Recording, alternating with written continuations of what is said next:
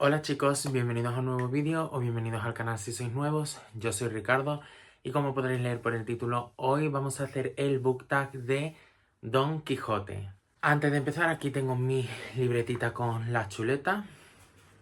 Entonces pues voy a ir leyendo de aquí, ¿vale? Por si me veis mirar para abajo.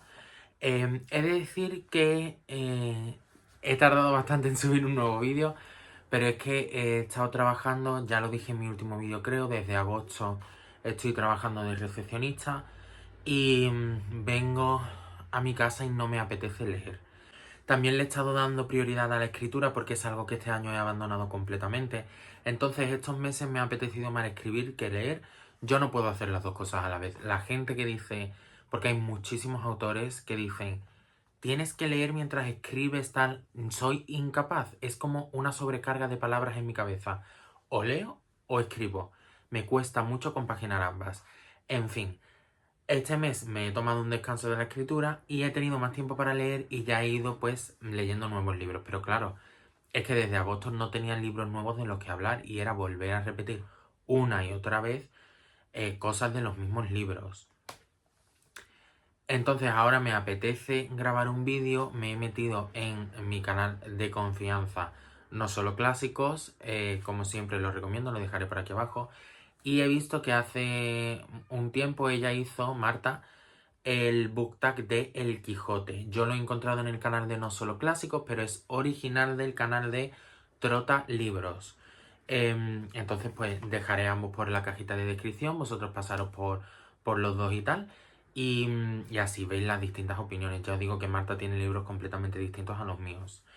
Además creo que una perspectiva interesante, el vídeo de Trota Libros no me lo he visto, pero sí he visto vídeos suyos, me imagino que se habrá leído El Quijote. Creo que algo interesante es que yo no me lo he leído. Por eso, aparte, también me apetecía hacer este book tag, porque quiero usarlo un poco como de excusa para de una vez leerme El Quijote. Me lo quiero leer este año, me lo quiero leer antes de 2025. Y entonces hacer este book tag, pues ya es un poco como el gusanillo, ¿no? De, venga, vamos a leer El Quijote. Así que sin más dilación, vamos a hablar de libros, que para eso estamos.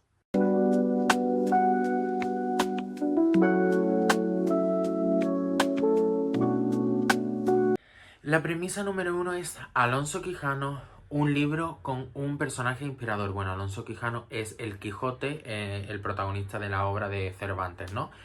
Yo en esta premisa he puesto La Escuela de la Vida de Laura Baldini. He hablado muchas veces de este libro. Este es un libro que me leí por mi amiga Noelia, porque ella se lo tenía que leer para la universidad y hacer un trabajo sobre el libro.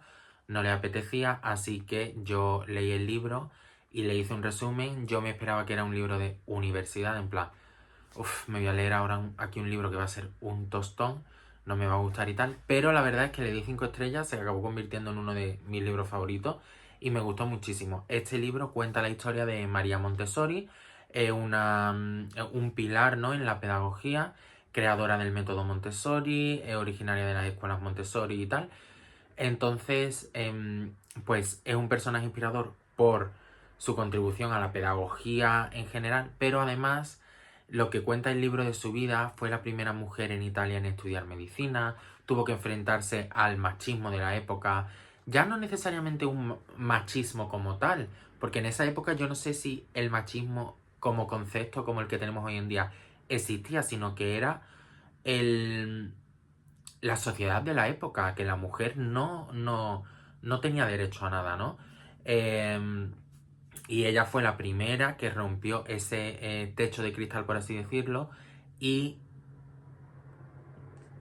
dedicó su vida al estudio. Bueno, se dedicó a la medicina, pero después tiró por una rama más psicológica y al final acabó estudiando el desarrollo de niños pobres.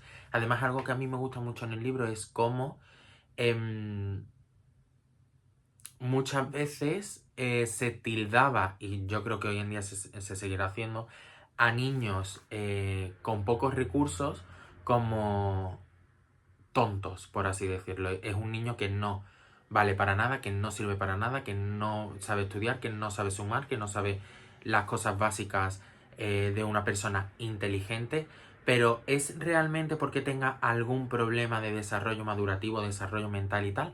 ¿O es porque no tiene el acceso que otras personas con más dinero sí tienen a esos recursos que le han enseñado a sumar, restar, leer, hablar, expresarse, comunicarse, relacionarse con otras personas?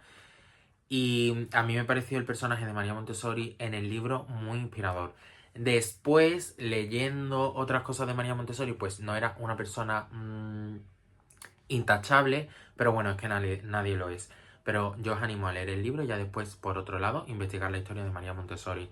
Entonces, es un libro que recomiendo a todo el mundo y que le estoy agradecido a mi amiga Noelia por no querer estudiar y, bueno, no querer estudiar, suena mal, por no querer leerse ese libro y echarme a mí el muerto y que yo acabase leyéndomelo. Número 2. Libro de caballería. Libro en el que te gustaría vivir.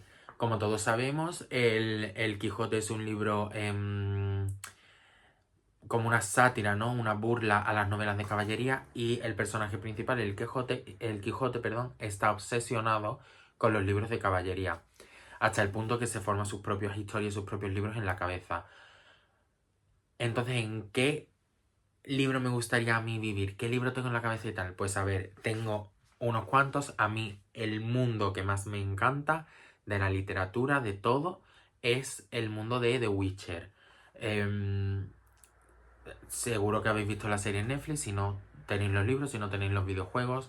Es un libro de fantasía puro y duro, donde hay reyes, reinas y está The Witcher que tiene que ir matando a bestias, pero al mismo tiempo se encuentran en encrucijadas morales, pero técnicamente él no tiene ni sentimientos ni moral porque ha sido genéticamente alterado y tal. En fin, es un mundo que a mí me parece muy fascinante, pero pensándolo bien mientras hacía esto, digo, es que realmente no quiero vivir en ese mundo. Porque si habéis leído los libros, habéis visto, habéis jugado los juegos, habéis visto la serie, es un mundo muy tétrico y oscuro y donde es que cualquiera puede morir. Y además, con mi suerte, yo sé que a mí me tocaría ser un campesino pobre que se lo come algún bicho antes de que Geralt lo mate. Entonces, bueno, aunque es mi mundo favorito en la literatura, no me gustaría vivir en él.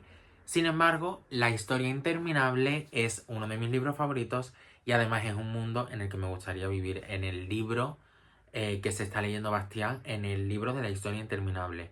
Me gustaría la tierra de fantasía, en plan me parece súper interesante.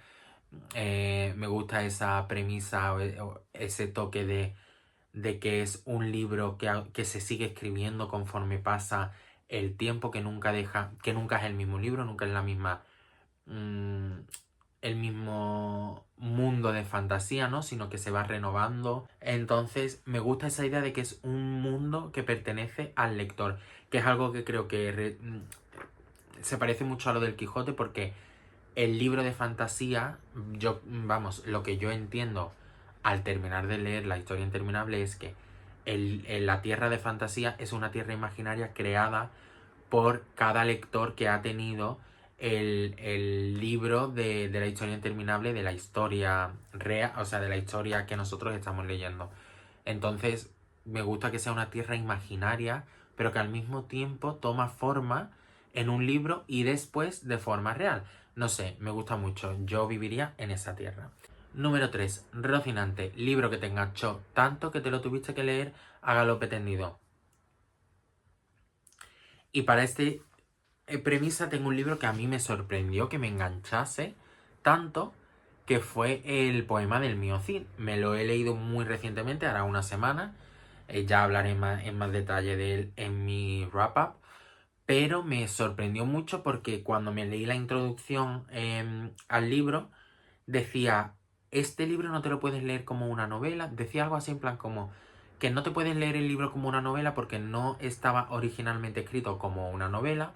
Entonces las personas que se leían el libro buscando una novela de ficción em, normal y corriente se iban a ir decepcionados. Pero yo lo leí como una novela, o sea, a mí me encantó, me gustó muchísimo, o sea, es un libro que además me sorprendió que me gustase, pero me sorprendió que me lo leí en un día, o sea, bueno, es un libro corto, te quiero decir, un poema épico bastante cortito, pero aún así me sorprendió porque yo creía que se me iba a hacer pesado, que se me iba a hacer un poco aburrido, pero para nada, en ningún momento se me hizo aburrido. Lo disfruté muchísimo. Número 4. Dulcinea del Toboso, libro por el que te baterías en duelo si alguien lo critica. He de decir que yo respeto todas las opiniones de todos los libros y tal, aunque sean de mis favoritos, pero evidentemente Marina de Carlos Ruiz Zafón. De hecho, de vez en cuando me meto a ver opiniones y tal negativas y digo, mira, es que la gente no tiene ni pies ni cabeza. Lo respeto, respeto las distintas opiniones, sí. Pero si a mí alguien me viene y me dice, no me ha gustado Marina, mm, no sé si vamos a conectar, no sé si vamos a conectar, porque es mi libro favorito, es el libro que más me ha marcado en la vida, creo yo, y además que es que no soy capaz de encontrarle una pega al libro como para que no te guste. El libro evidentemente tiene sus fallos como cualquier otro libro, pero para que no te guste, yo creo que el problema de la gente a la que no le gusta Marina es que se adentra en el libro buscando una historia adulta. Y yo creo que es importante recordar que Zafón lo publicó como un libro adolescente, por así decirlo, lo que hoy en día se llama YA, pero que no era su libro adulto. Su obra adulta fue la tetralogía del cementerio de los libros olvidados. Eso era más para adolescentes, Marina. Entonces yo creo que el problema es que la gente se adentra en el libro buscando una obra madura, emotiva, vamos, un clásico del siglo XXI. Y aunque yo pienso que lo es, bueno, Marina fue publicado en el siglo XX, pero me entendéis, no encuentran eso porque hay que tener en cuenta que es un libro que se escribió teniendo en mente adolescentes. Entonces, pero bueno, batiría, o sea, me batiría en duelo, refutaría comentarios e intentaría hacer entender a la persona que me dijese algo negativo que se equivoca. Número 5. Sancho Panza, personaje secundario favorito. A mí Sancho Panza me encanta. Yo nunca me he leído El Quijote, excepto como cualquier persona española en el instituto que hemos leído todos fragmentos, ¿no? Y Sancho Panza siempre ha sido un personaje secundario increíble porque ha sido muy gracioso. Todo el mundo conoce a Sancho Panza, es decir, es que ha tenido series de dibujos animados para Sancho Panza. Ha tenido adaptaciones para Sancho Panza. En plan, Sancho Panza ha sido como un pilar, ¿no? De la cultura española. Entonces, Sancho Panza, un personaje secundario muy importante en la historia de España. Y yo aquí he seleccionado a Domicia Longina, que es uno de los personajes secundarios en Los asesinos del emperador de Santiago Posteguillo. Aquí he tenido problemas. Yo creo que es la premisa que más me ha costado no elegir, sino pensar en alguien. Y no sé por qué me ha costado tanto, porque normalmente soy un lector que empatiza, por así decirlo, o no empatizo, pero mis personajes favoritos suelen ser los secundarios de los libros, pero me ha costado mucho pensar en alguno. Y Domicia Longina como tal, a ver, es que para mí es más que un personaje secundario. Pero en la obra principal de Los asesinos del emperador, yo creo que el protagonista como tal es Trajano. Y después Tito Flavio Domiciano. Ella, yo creo que por reparto de personajes sería más tirando a personaje secundario, pero para mí tiene una importancia en la obra que es de protagonista. Pero bueno, quitando eso, o sea, a mí me encanta el personaje de Domicia Longina, ¿no? Porque es, no sé, es en plan un punto tan... Es como mi personaje favorito del libro, pero además no solo en un aspecto subjetivo, que a ver, si es mi personaje favorito del libro, eso es subjetivo evidentemente, pero es que yo creo que desempeña un rol tan importante en el libro en completo, no por ninguna acción en específico, pero porque yo creo que es el personaje por el que más sientes, con el que más empatizas, con el que más al que más llegas a apoyar en el libro en sí. Y entonces para mí, no sé, uno de los personajes más importantes del libro y por lo tanto uno de los mejores, uno de mis personajes secundarios favoritos. He debatido también entre algunos, entre otros, pero creo que ninguno tiene la importancia que tiene Domicia. Además, es un personaje real, o sea, existió en la vida real. Entonces creo que es algo interesante, ¿no? Después tenemos número 6, Yelmo de Mambrino, elemento invulnerable. Y aquí esto quiere decir ese elemento que si un libro tiene ese elemento, automáticamente sabes que te va a gustar. Que te va a gustar, que lo vas a disfrutar, que es una compra asegurada, ¿no? Lees a lo mejor la sinopsis, está este elemento y dices, este libro me lo voy a comprar. Y para mí es un libro que transcurre en un lugar, en un solo lugar o en un lugar remoto o en un lugar pequeño. Es decir, un libro que sucede toda la historia en una habitación. Un libro que toda la historia gira en torno a que ha pasado algo en un pueblo pequeño. Un libro, una historia en la que la parte más importante, por así decirlo, la parte más atmosférica es que todo pasa, ¿qué te digo yo? En una cabaña en mitad del bosque y en plan... Como que un espacio cerrado, un espacio del que parece que los personajes no salen. Uno de mis libros favoritos con esta premisa es Historia de una escalera, donde todo pasa en un edificio. No sé, me gusta ver el paso de los años, cómo afectan los acontecimientos a esa ubicación.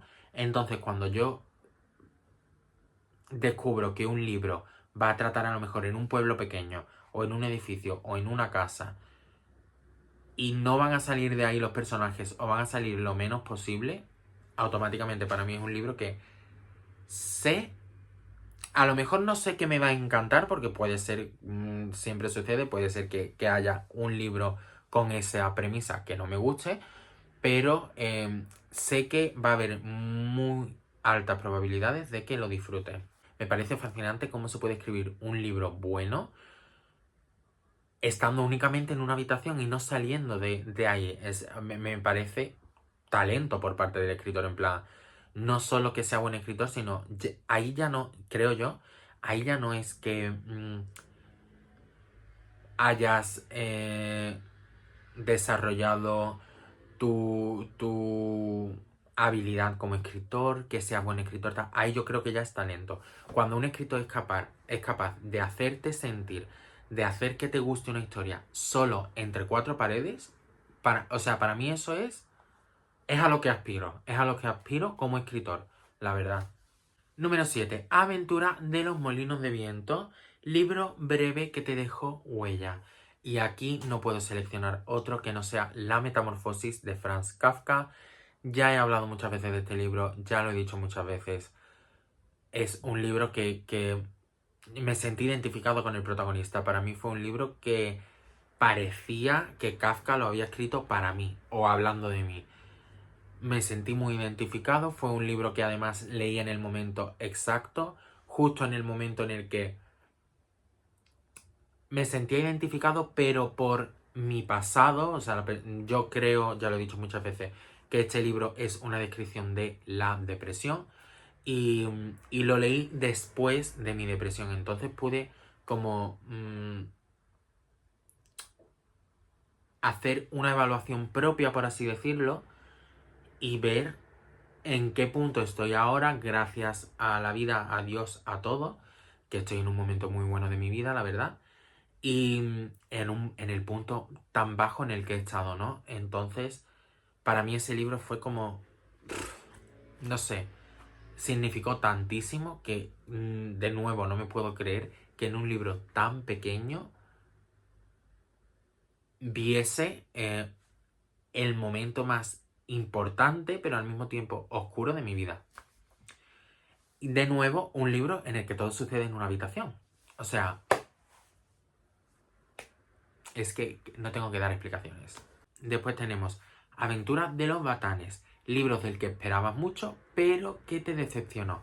Y aquí yo tengo que decir The Devil in Pew Number 7 de Rebecca Nichols Alonso, si no me equivoco, es el nombre de... no es la autora, el nombre del autor no me acuerdo, del escritor. Rebecca Nichols Alonso es la mujer que vivió lo que se cuenta en el libro. Es decir, colaboró con un escritor para contar su vida. Yo esperaba muchísimo de este libro porque volvemos a que tenía la premisa de que sucedía en un pueblo pequeño de Estados Unidos, donde había un misterio, había un culpable, había, ¿sabes? Intriga, suspense, un thriller, aunque, bueno, es un libro de no ficción, pero tenía todos los elementos para gustarme. Pero me pareció tan, tan aburrido, que es que no había por dónde cogerlo. Y ya no solo aburrido, sino estúpido. En plan, me sabe mal hablar así de una vivencia de la protagonista, porque por desgracia es algo que sucedió en la vida real, pero me pareció propaganda cristiana. Y ya sabéis, lo he dicho en muchísimos de mis vídeos, que yo soy cristiano, a mí me encanta leer libros sobre el cristianismo, pero yo no puedo, lo siento, con los libros que te intentan vender una propaganda cristiana de hay que perdonar, esto es lo que Dios quería, tal, no sé cuál.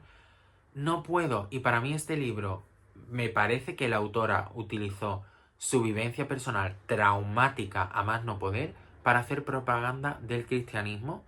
Y, a ver, no sé de qué me sorprendo porque es de Estados Unidos, te quiero decir. En plan, el cristianismo pesa más que el presidente del país. Pero bueno, entonces, que la protagonista pasase por todo eso, que su familia corriese peligro de vida o muerte, que ella acabase traumatizada, que viviesen un infierno para que al final del libro, lo que tú como lector tengas que sacar del libro, lo que ella quiere que tú saques del libro es que el perdón va por encima de todas las cosas.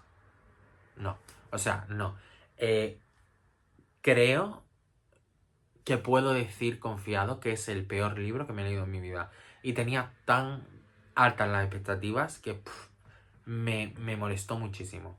Número 1. Discurso de las armas y las letras. Libro en el que aparezca una de tus aficiones. Como ya sabéis, mi afición número 1, escribir. Y no puedo... He intentado muchísimo no repetir ni autores, ni libros, ni nada en este book tag, pero no puedo decir otro libro que no sea El juego del ángel de Carlos Ruiz Zafón.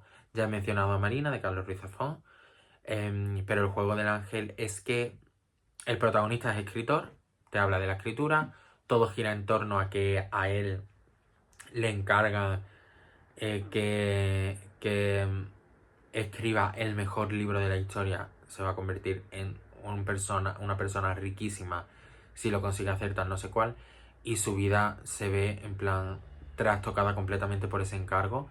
Y madre mía, o sea, creo que es una ventana a la mente de un escritor, la verdad. Creo que es la mejor obra de Carlos Ruiz Zafón. Si soy fan de Carlos Ruiz Zafón, seguramente no estáis de acuerdo conmigo porque todo el mundo cree que es su peor obra, pero yo creo que es la mejor. Mi favorita, evidentemente, sigue siendo Marina, pero yo creo que en cuanto a calidad, a su estilo, a la historia en sí, los personajes y tal, El juego del ángel es el mejor trabajo que hizo Zafón, la verdad. O sea, podemos discutirlo si queréis. Siempre estoy abierto a discusiones y a peleas. No es broma. Siempre estoy dispuesto a discutir y a intercambiar opiniones, pero yo creo que es la mejor obra que escribió Zafón. Lo que me da pena de este libro es que creo que es un libro que se beneficia mucho de leerlo sin tener ni idea de lo que sucede. Al menos ese fue mi caso. Creo que es un libro que se apoya muchísimo en la psicología de los personajes más que en la trama en sí. Algo que a mí me encanta. Yo prefiero un libro, me gusta un libro con una buena trama, pero prefiero un libro con una buena psicología de los personajes y que la trama sea aburrida. Este libro no es así. Este libro tiene una muy buena psicología de los personajes y la trama es muy entretenida. O sea que chequea todas las cajas, ¿no? Pero... juega con tu mente y hasta el final no sabes lo que pasa. Entonces creo que una relectura, sabiendo ya lo que sucede al final, te va a destripar un poco el libro. Entonces quiero releerlo pero no me atrevo. No me atrevo porque vaya a ser una experiencia completamente distinta y que me arruine un poco mi primera vez con el libro, ¿no? Y ya, premisa número 10, la última, Caballero de la Luna, libro que te superó.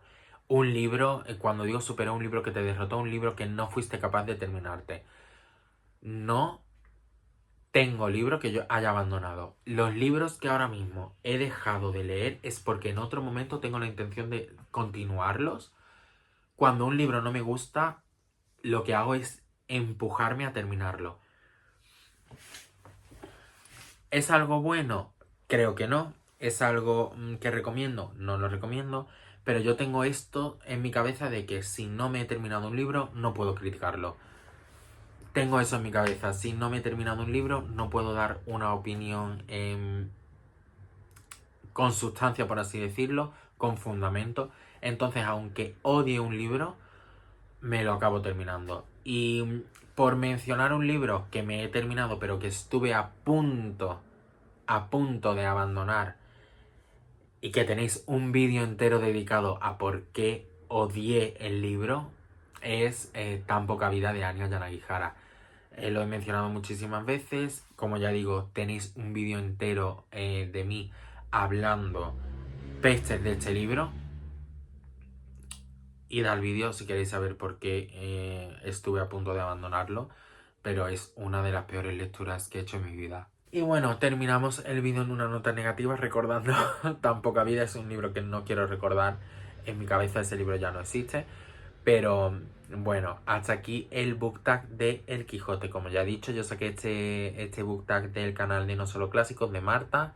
Lo dejaré por la descripción, pero es original del canal de Trotalibros, que también estará por la descripción. Contestad estas premisas en los comentarios si queréis. Decirme cuál es el libro ese breve que os marcó.